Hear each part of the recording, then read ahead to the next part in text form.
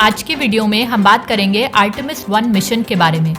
अमेरिकी अंतरिक्ष एजेंसी यानी कि यूएस स्पेस एजेंसी नासा ने 50 साल बाद चंद्रमा पर अपना मिशन सफलतापूर्वक लॉन्च कर दिया है। आर्टेमिस 1 मिशन नासा के मंगल मिशन के बाद सबसे जरूरी मिशन है। नासा इस रॉकेट के जरिए चंद्रमा पर ओरियन स्पेसशिप भेज रहा है। ये स्पेसशिप 42 दिनों में चंद्रमा की यात्रा करके वापस आएगा।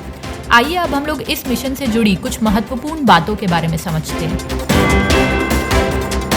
आर्टेमिस 1 मिशन फ्लोरिडा स्थित नासा के केनेडी स्पेस सेंटर के लॉन्च पैड 39B से लॉन्च किया जाएगा। इस मिशन का समय 42 दिन 3 घंटे और 20 मिनट है। इसका गंतव्य स्थान चंद्रमा के बाहर की रेट्रोगेट कक्षा है। ये कुल 21 लाख किलोमीटर तक की यात्रा तय करेगा। सैन डियागो के आसपास प्रशांत महासागर में इसके वापस लैंडिंग की जगह है। लौटते समय ओरियन की गति 40,000 किलोमीटर प्रति घंटा होगी। तो आइए अब हम लोग समझते हैं कि आखिर क्या है आर्टेमिस 1 मून मिशन। अमेरिका अपने मून मिशन आर्टेमिस 1 के जरिए 50 साल बाद एक बार फिर इंसानों को चांद पर भेजने की तैयारी कर रहा है। ओरियन अंतरिक्ष यान को मानव अंतरिक्ष यात्रा के लिए डिजाइन किया गया है। अंतरिक्ष यान सबसे पहले पृथ्वी से चंद्रमा तक 4.5 लाख किलोमीटर की यात्रा करेगा। ओरियन अंतरिक्ष यान इतनी दूर की यात्रा करने वाला पहला अंतरिक्ष यान होगा। यह मुख्य चंद्रमा मिशन के लिए एक परीक्षण उड़ान है जिसमें कोई अंतरिक्ष यात्री नहीं होगा। नासा के वैज्ञानिक आर्टेमिस 1 के जरिए चांद और उस पर जीवन की संभावनाओं को लेकर परीक्षण करना चाहते हैं। इसके जरिए वैज्ञानिक यह भी पता लगाने की कोशिश करेंगे कि क्या उस उड़ान ने चंद्रमा के आसपास की परिस्थितियों को अंतरिक्ष यात्रियों के लिए उपयुक्त बनाया। इसके अलावा क्या चांद पर जाने के बाद अंतरिक्ष यात्री सुरक्षित रूप से पृथ्वी पर लौट सकते हैं। 2024 में भेजे जाएंगे अंतरिक्ष यात्री। हालांकि इस उड़ान के बाद साल 2024 के मिशन में इसमें एस्ट्रोनॉट्स यानी कि अंतरिक्ष यात्री जाएंगे।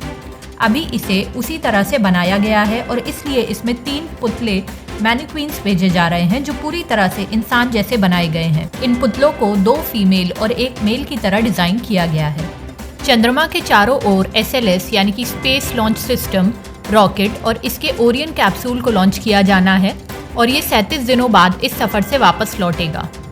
इसमें ओरियन एक खोज यात्रा वाहन के तौर पर काम करेगा जो चालक दल को अंतरिक्ष में ले जाएगा। तो आइए अब हम लोग चंद्र अन्वेषण के इतिहास को पढ़ते हैं। वर्ष 1959 में सोवियत संघ का मानव रहित लूना 1 और 2 चंद्रमा पर जाने वाला पहला रोवर बना। अमेरिका ने वर्ष 1961 की शुरुआत से ही लोगों को अंतरिक्ष में भेजने की कोशिश शुरू कर दी थी। 8 वर्ष बाद 20 जुलाई 1969 को Neil Armstrong Edwin Buzz Aldrin के साथ अपोलो 11 मिशन के हिस्से के रूप में चंद्रमा पर कदम रखने वाले पहले इंसान थे। संयुक्त राज्य अमेरिका ने अपोलो 11 मिशन को चंद्रमा पर भेजने से पहले वर्ष 1961 और 1968 के बीच रोबोट मिशन के 3 वर्ग भेजे थे। वर्ष 1969 जुलाई से वर्ष 1972 तक 12 अमेरिकी अंतरिक्ष यात्री चंद्रमा पर पहुंचे। 1990 के दशक में संयुक्त राज्य अमेरिका ने रोबोट मिशन क्लेमेंटाइन और लूनर प्रोस्पेक्टर के साथ चंद्र अन्वेषण फिर से शुरू किया। वर्ष 2009 में इसने लूनर रेकोनेंस ऑर्बिटर और lunar crater observation and sensing satellite के प्रक्षेपण के साथ रोबोटिक चंद्र मिशन की एक नई श्रृंखला की शुरुआत की। वर्ष 2011 में नासा ने आर्टेमिस मिशन की शुरुआत की। वर्ष 2012 में gravity recovery and interior laboratory यानी कि ग्रेल अंतरिक्ष यान ने चंद्रमा के गुरुत्वाकर्षण का अध्ययन किया। संयुक्त राज्य अमेरिका के अलावा यूरोपीय अंतरिक्ष एजेंसी, जापान, चीन और भारत ने चंद्रमा का अन्वेषण करने के लिए मिशन भेजे हैं। चीन ने वर्ष 2019 में पहली बार चंद्रमा के सबसे दूर की सतह पर 2 रोवर उतारे। तो चलिए अब हम लोग इसरो के चंद्र अन्वेषण प्रयास के बारे में समझते हैं। चंद्रयान परियोजना की शुरुआत वर्ष 2007 में भारतीय अंतरिक्ष एजेंसी इसरो और रूस के रोसकोसमोस के बीच आपसी सहयोग हेतु एक समझौते के साथ हुई थी।